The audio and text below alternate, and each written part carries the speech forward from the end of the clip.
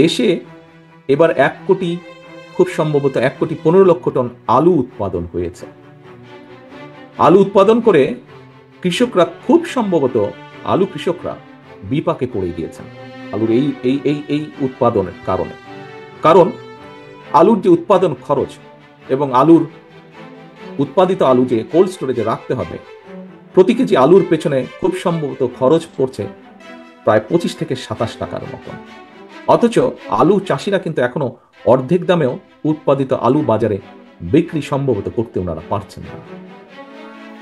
আলু চাষ করে আলু চাষিরা এবার প্রায়, হিসাব যা বলে কম বেশি, যেই স্ট্যাটিস্টিক্স যতটুকু পাওয়া গিয়েছে, প্রায় 3,000 কোটি টাকার যে লোকসান তার আশঙ্কা তারা করছেন। 3,000 কোটি টাকার মতন লোকসান হতে পারে। অপরদিকে এখানে খুব সম্ভব এক বক্তা ওনার বক্তব্যে উল্লেখ করেছেন, যে যা আমি এখনই বলতে চাইছি আপনাদের সামনে।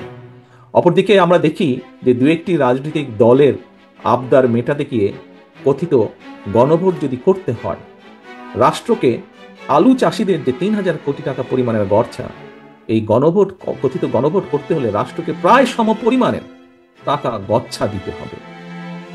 প্রিয় উপস্থিতিবৃন্দ, এমন পরিস্থিতিতে লোকসানের মুখোমুখি এইসব আলু চাষিদের কাছে এই সময় গণভোটের চেয়ে মনে হয় আলুর ন্যায্য মূল্য পাওয়াটা অনেক বেশি গুরুত্বপূর্ণ। দেশবাসীর ভাবনার জন্য আমি এই প্রসঙ্গটি উপস্থাপন করলাম। এখানে মিডিয়ার ভাইরা আছেন, ওনারা যদি আমাকে সহযোগিতা করেন তাহলে আমার এই প্রসঙ্গটি আমি দেশবাসীর কাছে ওনাদের মাধ্যমে উপস্থাপনের জন্য রেখে গেলাম। একই সাথে একইভাবে যে সকল সম্মানিত উপস্থিতিবৃন্দ, আমন্ত্রিত অতিথিবৃন্দ আছেন, তাদের কাছে আমি এটি রেখে গেলাম।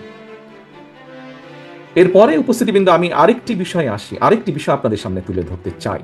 এটিও, এখান থেকে মিটিং শেষ করে আপনারা ঘরে ফিরে যাবেন এবং ঘরে ফিরে গিয়ে নিশ্চয়ই আপনারা এখানে 4 ঘন্টা ধরে আছেন, কিছুটা ক্ষুধার্ত, কাজে আপনারা যাই মোটামুটি খান না কেন, আমি যে বিষয়টি এখানে উল্লেখ করবো সেটি তার সাথে রিলেটেড বা সেটি সম্পর্কিত। কি সেটি? এবার আমি আসি পেঁয়াজ উৎপাদন প্রসঙ্গে। উপস্থিতিবৃন্দ, আমি যতটুকু জানি, আমার পক্ষে যতটুকু সম্ভব হয়েছে, দেশে চাহিদার যে পরিমাণ পেঁয়াজের চাহিদা বা যে পরিমাণ উৎপাদন হয়, আমাদের কৃষকদের কম বেশি মোটামুটি সক্ষমতা রয়েছে, যদি তাদেরকে সহযোগিতা করা হয় বিভিন্নভাবে, সক্ষমতা রয়েছে মোটামুটি ভাবে আমাদের যেটা ডিমান্ড রিকোয়ারমেন্ট সেটি উৎপাদন করা। তবে দেশে পেঁয়াজ সুষ্ঠুভাবে সংরক্ষণ করার কোনো ব্যবস্থা সেভাবে না থাকে, অর্থাৎ কোল্ড স্টোরেজ না থাকায় আমাদেরকে প্রতি বছর পেঁয়াজের জন্য নির্ভর করতে হয়, আমদানি করতে হয়, পেঁয়াজ আমদানির উপর নির্ভর করতে হয় আমাদেরকে। আমার কাছে মনে হয়েছে জনগণের হাজার হাজার কোটি টাকা ব্যয় করে কথিত গণভোট উৎপাদনের চেয়ে সেই টাকায় পেঁয়াজ সংরক্ষণ বা কোল্ড স্টোরেজ যদি স্থাপন করা হয়, এটা বোধহয় কৃষকদের কাছে গণভোটের চেয়ে অনেক বেশি গ্রহণযোগ্য হবে। তবে সবচেয়ে কষ্ট বা আনফরচুনেট ব্যাপার হচ্ছে, পেঁয়াজ কৃষক বলুন বা অন্য যেই কৃষকের কথাই বলুন না কেন, তাদের কথাগুলো যেরকম তাদের বলার জায়গা নেই, এই মুহূর্তে তাদের হয়ে কথাগুলো তুলে ধরারও বোধহয় কোনো জায়গা নেই। ভেরি আনফরচুনেট যেটি। উপস্থিতিবৃন্দ, সম্মানিত নেতৃবৃন্দ, বরেণ্য ব্যক্তিবর্গ, বর্তমানে দেশে গার্মেন্ট শিল্প থেকে শুরু করে বিভিন্ন সেক্টরে কর্মজীবী নারীর সংখ্যা যতটুকু আমার ধারণা আছে 2 কোটিরও বেশি। এত অধিক সংখ্যক নারী যদি 8 ঘন্টার পরিবর্তে 5 ঘন্টা কাজ করতে বাধ্য হয়, তাহলে তাদের বাকি কর্মঘণ্টার টাকাটা কে দিবে? এটি একটি বিরাট প্রশ্ন। নারীর কর্মঘণ্টা কমানোর কথা বলে চাকরিদাতাদেরকে কি কৌশলে নারীদেরকে চাকরি না দেওয়ার জন্য কি উৎসাহিত করা হচ্ছে না? আমি যতটুকু জেনেছি, এই কথাটি প্রকাশিত হওয়ার পরে দেশের নারী সমাজ, যারা বিভিন্নভাবে কর্মসংস্থানের সাথে সংশ্লিষ্ট আছেন, সেটি গার্মেন্টস হোক বা বিভিন্ন সেক্টরেই হোক, তাদের মধ্যে একটি আতঙ্ক ছড়িয়ে পড়ছে। প্রিয় সম্মানিত উপস্থিতিবৃন্দ, মানুষ যখন কর্মহীন হয়ে পড়ছে, এমন পরিস্থিতিতে কর্মজীবী নারীদের মনে ছড়িয়ে পড়া যে চাকরি সংকোচনের আতঙ্ক, এটা বোধহয় অনেক বেশি গণভোটের চেয়ে দরকার, অনেক বেশি তাদেরকে আশ্বস্ত করা যে তাদের এই আতঙ্কিত হবার কোনো কারণ নেই। তাদের কাছে এই আতঙ্কটি বোধহয় গণভোটের চেয়ে অনেক বেশি গুরুত্বপূর্ণ মনে হয়। এই আতঙ্ক কাটানোটাও গুরুত্বপূর্ণ। উপস্থিতিবৃন্দ, দেশে বেকারত্বের হার বেড়েই চলেছে। পত্রিকার পাতা খুললেই এরকম সংবাদ প্রায়শই আমাদের চোখে পড়ে। টিভি টকশো খুললেই এই ধরনের কথাবার্তা অনেক টকশোতে অংশগ্রহণকারী ব্যক্তির কাছ থেকে আমরা জানতে পারি। সম্প্রতি একটি বেসরকারি গবেষণা প্রতিষ্ঠানের রিপোর্টে বলা হয়েছে, দেশে বর্তমানে দারিদ্র্যের হার 28% এবং আরো 18% মানুষ যে কোনো সময় গরিব হওয়ার ঝুঁকিতে রয়েছেন। স্ট্যান্ডার্ড অনুযায়ী যেই স্কেলের নিচে গেলে গরিব বলে একজন মানুষকে মনে করা হয়, এরকম 18% মানুষ সেই ঝুঁকিতে রয়েছেন। দেশে শিক্ষিতদের মধ্যে বেকারত্বের হার বেড়েই চলেছে। দেশে উচ্চ মাধ্যমিক এবং গ্র্যাজুয়েট ডিগ্রিধারী প্রতি 5 জনের মধ্যে একজন বেকার। আজকের আমাদের এই অনুষ্ঠানের মধ্যে খুব সম্ভবত গার্মেন্ট শিল্পের সাথে জড়িত এরকম কয়েকজন ব্যক্তি উপস্থিত আছেন। সম্প্রতি বিজিএমই জানিয়েছে, গত 14 মাসে সাভার, গাজীপুর, চট্টগ্রাম, নারায়ণগঞ্জ মঞ্চ একজন উপস্থিত আছেন এই ব্যাপারে, যার খুব ভালো ধারণা আছে, আমাদের স্থায়ী কমিটির সদস্য জনাব আমির খসরু সাহেব। যে কথাটি বলছিলাম আমি, যে গত 14 মাসে সাভার, গাজীপুর, চট্টগ্রাম, নারায়ণগঞ্জ, নরসিংদীতে কমপক্ষে 300-তেরও বেশি পোশাক কারখানা বন্ধ হয়ে গিয়েছে। আমাদের মাঝে, শ্রোতাদের মাঝে সাকিব সাহেব আছেন, উনি এই বিষয়টি উপস্থিত আছেন। উনিও এই বিষয়টি আমার ধারণা খুব ভালোভাবে জানেন, কারণ উনি ওই শ্রমিক রাজনীতির সাথে কম বেশি ইনভলভ আছেন। এই যে প্রায় 300-র বেশি, 350-র বেশি, বরং আমি বলবো 300 নয়, 350-র বেশি পোশাক কারখানা বন্ধ হয়ে গিয়েছে। এবং এই বন্ধ হয়ে যাওয়া কারখানার সাথে কারণে 1,20,000-এর মতন শ্রমিক কর্মহীন হয়ে পড়েছেন। সম্মানিত উপস্থিতিবৃন্দ, কর্মহীন এই মানুষগুলোর কাছে রাষ্ট্রের 1000 টাকা ব্যয় করে কথিত গণভোটের চাইতে নিশ্চয়ই একটি চাকরি কি বেশি জরুরি নয়? আমার নর্মাল কমন সেন্স তাই বলে। যে কোনো একজন স্বাভাবিক মানুষের কমন সেন্স তাই বলবে যে হাজার হাজার কোটি টাকা খরচ করে কথিত গণভোটের চেয়ে চাকরি হারা একজন ব্যক্তি মানুষের কাছে সবচেয়ে বেশি প্রায়োরিটি হচ্ছে একটি চাকরি বা একটি কর্মসংস্থান। আনফর্চুনেটলি মাসের পর মাস রাষ্ট্র মেরামতের নানা উপাদান নিয়ে আমরা আলোচনা করেছি,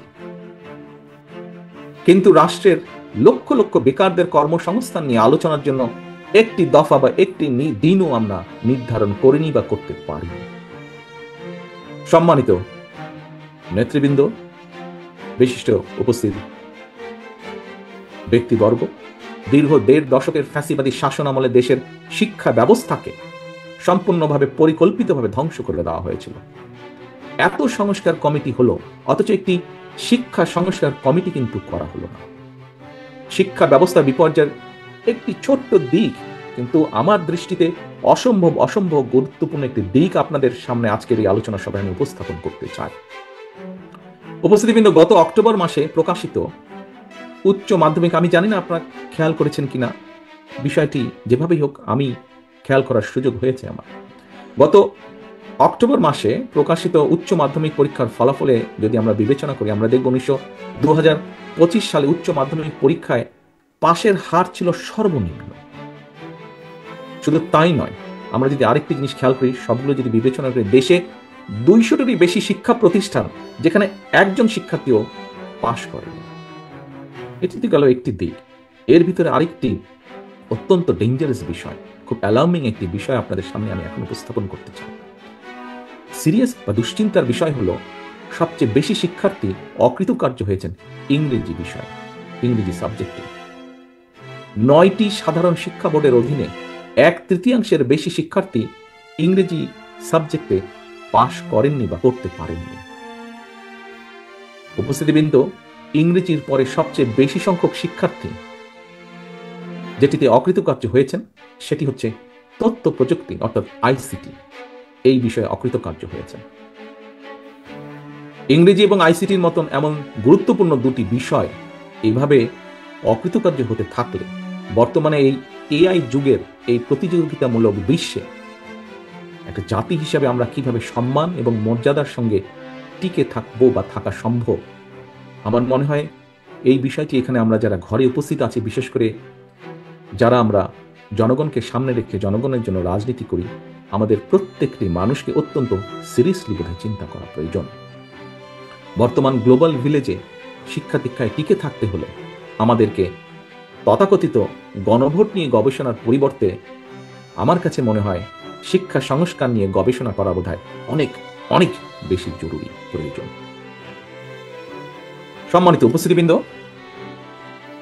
পলাতক লুটেরা বাহিনীর বেপরোয়া লুটপাটের পর দেশের ব্যাংকিং সেক্টর এখনো খুব সম্ভবত যতটুকু পত্রপত্রিকার খবরে দেখছি অবশ্যই ঘুরে দাঁড়াতে পারেনি। দেশের মনে হয় কমপক্ষে 24টি ব্যাংক এখনো মূলধন ঘাটতিতে পড়ে রয়েছে বা পড়েছে। আমি এখানে কতগুলো বিষয়, কতগুলো কনসার্ন আমি আপনাদের সামনে তুলে ধরছি। কাউকে কোনো রকম ভয় দেখাতে চাইছি না আমি, বাট একজন রাজনৈতিক কর্মী হিসেবে আমার কতগুলো কনসার্ন আমি আপনাদের সামনে তুলে ধরতে চাইছি। উপস্থিতিবৃন্দ, দেশের অর্থনৈতিক পরিস্থিতি আমরা কম বেশি যদি সকল কিছু বিবেচনা করি, কম বেশি দিনে দিনে নাজুক হয়ে উঠছে। যে জিডিপি নিয়ে আমরা বিগত সময় শুনেছি, স্বৈরাচারের সময় শুনেছি অনেক বড় বড় কথা, সেটি যে একটি ফাঁপা বেলুন ছিল এটি প্রকাশিত হয়ে গিয়েছে। সেই জিডিপি প্রবৃদ্ধির হার মোটেও আশা অনুরূপ নয়। 2006 সালে বিএনপি সরকার যখন তত্ত্বাবধায়ক সরকারের কাছে রাষ্ট্র ক্ষমতা হস্তান্তর করেছিল, সেই সময় জিডিপির হার ছিল অলমোস্ট 7 পয়েন্টের কাছাকাছি। এরপরে যত সময় পার হয়েছে, কোন লুটেরা সরকারের সময় লুট হয়েছে, সেই লুট, তারাজ, দুর্নীতি সবকিছু আনপ্ল্যান অপশাসন কুশাসনের কারণে বিএনপি রেখে যাওয়া সেই অলমোস্ট প্রায় 7%, 6.8 থেকে 7% যে জিডিপি বিএনপি রেখে এসেছিল সেটি অতিক্রম করা সম্ভব হয়নি। এবং সবচেয়ে আশঙ্কার বিষয় হচ্ছে 200 মিলিয়ন বা 20 কোটি মানুষের দেশে এই মুহূর্তে যে জিডিপি বিএনপি রেখে এসেছিল অলমোস্ট 6%, এখন প্রেডিকশন হচ্ছে এই নেক্সট ইয়ারের প্রেডিকশন হচ্ছে জিডিপি 4% উপরে কোনোভাবেই যাচ্ছে না, বরং কিছুটা হলো 4% কম থাকছে। এখানে বহু ব্যবসায়ী আছেন সহ বহু মানুষ আমরা উপস্থিত আছি। এই বিষয়গুলো মনে হয় আমাদের চিন্তা করা অত্যন্ত অত্যন্ত প্রয়োজন। এই 20 কোটি মানুষকে যদি বাঁচিয়ে রাখতে হয়, দেশকে যদি সামনে এগিয়ে নিতে হয়। উপস্থিতিবৃন্দ, আমি জানি আমার বক্তব্য লম্বা হয়ে যাচ্ছে, আমি সংক্ষিপ্ত করে আনছি আমার বক্তব্য। উপস্থিতিবৃন্দ, রফতানি আয় এবং রেমিটেন্স দেশে এই মুহূর্তে এই দুটি খাতই দেশের অর্থনীতির প্রধান ভরসার খাত। গত কয়েক মাসেও যদি আপনারা দেখেন স্ট্যাটিস্টিকগুলো, রফতানি খাতেও কিন্তু কিছুটা নেতিবাচক পরিস্থিতি সৃষ্টি হয়েছে বিভিন্ন ক্ষেত্রে। দেশের ব্যবসায়ী সমাজ এবং বিদেশে বাংলাদেশের উন্নয়ন সহযোগী যারা আছেন তারা বলছেন দেশের অর্থনীতিকে ঘুরে দাঁড়াতে হলে অবশ্যই প্রয়োজন জনগণের ভোটে একটি নির্বাচিত স্থিতিশীল সরকার। কয়েকদিন আগে আন্তর্জাতিক অর্থনৈতিক সংস্থা স্রেফ ডাইরেক্ট পরিষ্কার বলে দিয়েছে যে নির্বাচিত সরকার ছাড়া তারা তাদের অর্থ সংস্থান ফান্ড রিলিজ তারা করবে না। কিন্তু আমরা দেখছি এই মুহূর্তে কোনো রাজনৈতিক দল নানা শর্ত দিয়ে, যেখানে অর্থনীতির এই অবস্থা, যেখানে বেকার সমস্যার এই অবস্থা, যেখানে প্রত্যেকটি সবকিছু ভেঙে পড়ছে, মাহফুজুল্লাহ সাহেব ওনার বক্তব্যে আরো কয়েকটি সেক্টরের কথা উনি উল্লেখ করে দিয়েছেন। আমরা দেখছি নানা শর্ত জুড়ে দিয়ে কিছু রাজনৈতিক দল, সেই যে প্রথমে বলেছিলাম আজকে যারা আমরা রাজপথের সঙ্গীরা বসে আছি, কেউ হয়তো রাজপথের সঙ্গী ছিল, সেরকম কিছু দলকে আমরা দেখছি বর্তমানে বিভিন্ন শর্ত দিয়ে জাতীয় নির্বাচন অনুষ্ঠান বাধা সৃষ্টি করতে চাইছে। জাতীয় নির্বাচন অনুষ্ঠান নিয়ে জটিলতার সৃষ্টির অর্থ একদিকে নির্বাচন না করে হয়তো রাষ্ট্রের খবরদারির সুযোগ গ্রহণ করা, অপরদিকে রাজনীতি ভাবে যদি বলতে হয় পরিষ্কারভাবে যা দিবালকের মতন পরিষ্কার, অপরদিকে পতিত পরাজিত পলাতক স্বৈরাচারের পুনর্বাসনের পথকে সুগম করে দেওয়া।